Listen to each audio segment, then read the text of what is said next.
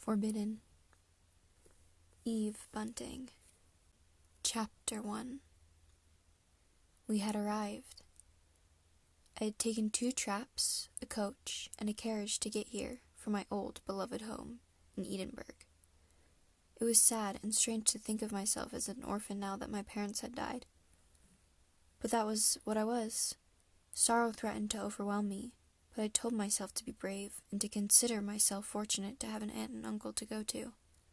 Though an orphan, I would have a family again. We traveled through wind and rain that grew fiercer the closer we got to the coast. The journey had been tiring and difficult. Then there had been the strangeness of the last village we had gone through, where all the shops and houses were brightly lit. People stood around the street, music played loudly through the open doors of one of the establishments. It seemed to me at first to be filled with gaiety, but only at first. There was a wrongness about it. Robert, the carriage driver, rushed through it fast, the collar of his great coat half hiding his face, his gaze fixed on the road. The carriage bounced and shook, so that I feared a wheel might come loose. When he slowed to avoid a woman singing in the street, I'd gazed at the people around us. They had paused in their conversations and were staring at our carriage, staring at me with such malevolence that my blood chilled. One man wearing a stained hat shouted, "What's your business here?" in a translucent voice. A woman yelled, "Go back where you've come from." Robert cracked his whip and we were rattling away, the carriage swaying from side to side. "This is Brindle," I shouted up to him. "It is, mistress." "The people do not seem friendly," I shouted, holding on to my bonnet to keep it from being blown away. I was going to Brindle Point, a more distant part of the town. Perhaps it would be better. I had thought Robert was not going to speak, but then he shouted, "I do not know the people here, mistress. I don't come this way often." He muttered something else, but I could not distinguish the words. The wind had risen to a roar, shaking the sides of the carriage, flailing against the windows. It was difficult to make myself heard as I tried to communicate with him. "How far to my uncle's house?" "No more than a mile, mistress. Maybe more or maybe less. I'm not from around here." We were quiet then, rolling unevenly on the road that seemed to grow steadily more narrow. Now and then I heard the horses whinny, and wondered about them. Could they see through the dark and wind? Were they exhausted? They needed to rest. But now Robert was reining them in and the carriage was rumbling to a stop. He helped me to the ground and I stared in dismay. "This is the house?" "It is, mistress." He tied the strings of his hat more tightly and wrapped his great coat more closely around himself before he lifted out my 2 boxes in my trunk and set them beside me. "If you're sure you want to stay," he said. What was the matter with him? He had become jittery, casting anxious looks about him, hurrying in a way that told me he was eager to be off. Certainly the surroundings were not inviting. There was heather with no bloom on it, beaten a brickly brown. There was a scrub grass, a tree gnarled and crooked, bare rocky ground, clouds that hung low and menacing. The rain had stopped falling, but the sky was still full of it. "If that's all, mistress, I'll be on my way," Robert said. I could scarcely hear him, for along with the roar and the snarl of the wind, there was a boom of waves in the sea below us. "Wait!" I shouted. "You are sure this is Brindle Point, and this is the house of my uncle, Caleb Fugerson?" "It is, Mistress Hossey." "I made inquiries at the inn. See the name on the doorpost? Raven's Roost."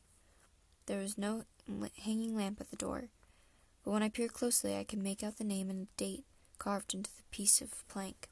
Raven's Roost, 1707. The house had been there for exactly 100 years. The board swung in the wind, banging itself against the door that was heavy and studded with nails, not at all in keeping with a house that I could already tell was battered and run down. A heavy bell hung on a rope beside it. When I looked up, I saw smoke twisting from the top of the chimney.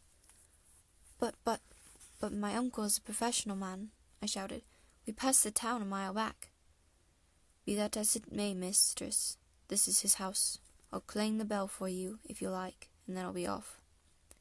His voice, his soft Scottish blurred the words, and the force of the wind blew them away from me. He put a hand on my shoulder. "I was loathing to bring you, and you can choose to turn around and come back with me. I'll find you rooms." "Thank you," I shouted. "This is very kind of you." My hair came loose from my bonnet, which heaven knew not how was still on my head. Tried to push the long black curls beneath it, the long brown curls underneath it. If I went back, what would I do then? I held out my hand for him to shake. "Thank you, Robert." "You've already been paid for taking me on this long trip?" "Aye, mistress. Your solicitor arranged all that. Would you no write to him and tell him you cannot stay and—" The door behind us opened. Heat and smoke and light surged out. "I thought I heard you," the man in the doorway said. "You'll be Josie." He addressed Robert. "Bring the lady's victuals inside and be quick about it. Is that her trunk? Make haste with it. The cold is perishing." "I can take the portmanteau," I began, but the man, who I surmised was my Uncle Caleb, said, "Let him do it and be on his way." He walked ahead of me into the house. For a time I could not get my bearings. The room was a blur, and I had to support myself with a hand on the wall. Behind me I heard the scuffle of Robert's feet as he brought in my belongings. I heard the slide of the trunk being dragged across the lintel. I blinked hard. The smoke in the room was like fog that stung my eyes and my throat. A woman in a plain black pinafore sat close to a fire that burned in the open earth. Smoke billowed from it and into the room. A steaming pot hung low over the flames. I stood, uncertain. "Here's your niece, Minnie. Come all this way to visit us," my uncle said. The woman was tall and bony, bent at the back as if used to standing under too low a roof. Her gray hair was fixed in a straggly bun. She moved toward me, and I held out my hand. My dear mother had always told me that ladies curtsy and men shake hands, but I could never bring myself to do that, even though Miss Chandler's book of etiquette for young ladies was strict on the subject. My aunt did not take my hand that I offered. I merely stepped back. Her eyes were a glinting golden brown, small and hard as brandy ball sweets. She was examining me, the way a man examines a horse he's thinking to buy. "Mr. Hosey," that was Robert's voice. I turned and saw him standing by my trunk, and I went toward him. "Don't forget," he muttered. "My wife and I are in Glanbury, 18 miles back. Ask anyone that way, but we sure not tell them you are the niece of Caleb Ferguson." "Thank you, Robert. Thank you for your kindness." Why are you standing there, blathering, man?" my uncle called out. "Are you expecting to be paid more money for your trouble? You're not getting a penny farthing. For I'm sure the solicitor paid you handsomely for your duties." "He did, thank ye." Robert's voice was polite. Crash of wind took the door when he opened it to leave and slammed it shut behind him. Never in my 16 years had I felt so desolate and so alone. I listened to hear the carriage roll away, but I could hear nothing save the whip of the wind in the chimney, the force of it beating against the outside walls, and the crash of the sea. "So you've arrived," my Uncle Caleb said, and I looked at him properly for the first time. He was tall, too, and straight, clean-shaven. His eyes were dark and close-set, and his dun-colored hair was tied back with a frayed ribbon. There was something about his ears that drew my eyes, though I tried not to stare. They were badly formed, protruding from his head, and covered with white scabs like small, hard pearls. He gave me a smile that had no warmth in it. "You see a resemblance to Duncan," he said, "your late father." "No," I whispered, unable to speak more. "People do say we looked alike when we were bairns, but as you know, he was elder by a year. We were close in age, but not, I fear, in disposition." My Aunt Minnie gave a snort. My attention swiveled to her, and then back to my uncle. "And then there were these." My uncle paid no mind to her. He raised both hands to cup his ears as if they were hard of hearing. "A strange skin condition that afflicted me at an early age. I venture to say it ruined my life. There is no cure. Stare at them if you want. You must take me as you find me." Of course, I tried to smile. No point in saying I hadn't noticed. A person would have to be blind or in the dark not to see what was there. "Take off your cloak and bonnet, then," my Aunt Minnie said. "I've made stew." Her words were strong and deep, with a coarseness to them that one would not expect from a woman. I laid my heavy cloak and my bonnet on a high-backed chair. My uncle indicated a table that almost filled the entire living space. It was oaken, carved at the edges with a design of leaves and fruits, the thick legs ending in clawed feet. It was set with wooden bowls and spoons that shone like silverware. "Be quick with the victuals, Minnie," he called. "The lass is hungry." "Thank you," I said politely. "There is no need for haste on my account. The coach driver and I ate at the inn before we made this last leg of the journey. But the stew does smell delicious," I added. "It's ready," my Aunt Minnie said. An oil lamp swung from a hook on the ceiling, and it and the open fire cast light into the room. I saw a fiddle, gleaming chestnut brown, on a stool by the fire. My aunt came to the table, took the bowls, and carried them to the earth. I watched her lift the big iron pot from the swinging arm, set it down, and ladle stew into each bowl. She moved lithely, competently. Before she sat, she took off her pinafore. I saw that she wore a heavy dark jumper with a faded red ship's wheel on the front of it, and men's rough trousers. I'd never imagined to see a woman in trousers, but then I'd never been in the company of a woman like my Aunt Minnie before. I pointed to the violin in an effort to make conversation. Asked, "You play the instrument, Aunt Minnie?" "I can make it squawk," she said. "I can play," I said. "My mother made sure I had music lessons. I could teach you if you like. Do you have a bow for it?" She grunted. "I do not want to play. I just like the look of it." "Music lessons," my uncle muttered. "This is the sort of nonsense Duncan would pay good money for."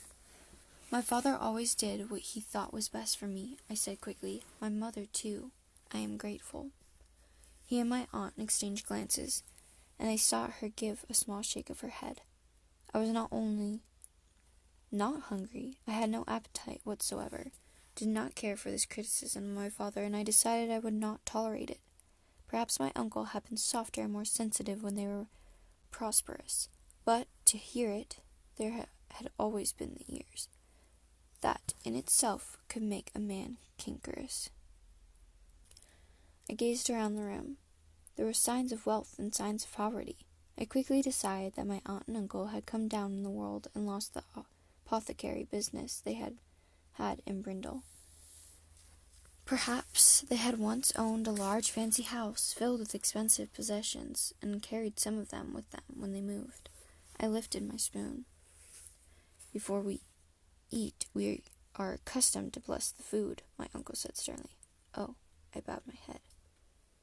"Some I meat and cannon meat, some can meat and want it," he intoned. I half opened my eyes and squinted at his face. It was set in a look of stern piety. I glanced at my Aunt Minnie. Her face was fixed on me.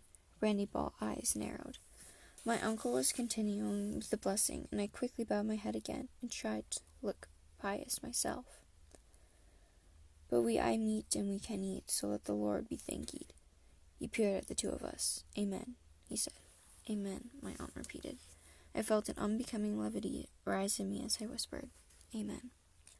My aunt unfurled a stained serviette for the silver serviette ring by her place. Engraved on the ring was the word Boniface. It must have been a family name from a better times past. She spread the napkin fastidiously across her lap. Suddenly she asked, "Are you a healthy girl?" What an odd question. Almost frightening. "I believe I am," I said. "I did not succumb to the illness that took my dear parents, so I suppose I must be." "That's good," she said. Bent my head over the stew. "Are you a healthy girl?" were almost the first words she had spoken to me. I suddenly thought of the old story of the witch who felt the bones of the small trapped children to see if they were worth cooking in her oven. A shiver trembled across my back. What if Aunt Minnie got up from the table and began poking me, checking to find the fat on me, asking to see my teeth, peering down my throat? "Stop it," I told myself.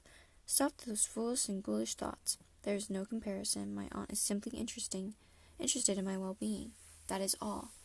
And I remembered that it was the witch herself who had ended up in the oven.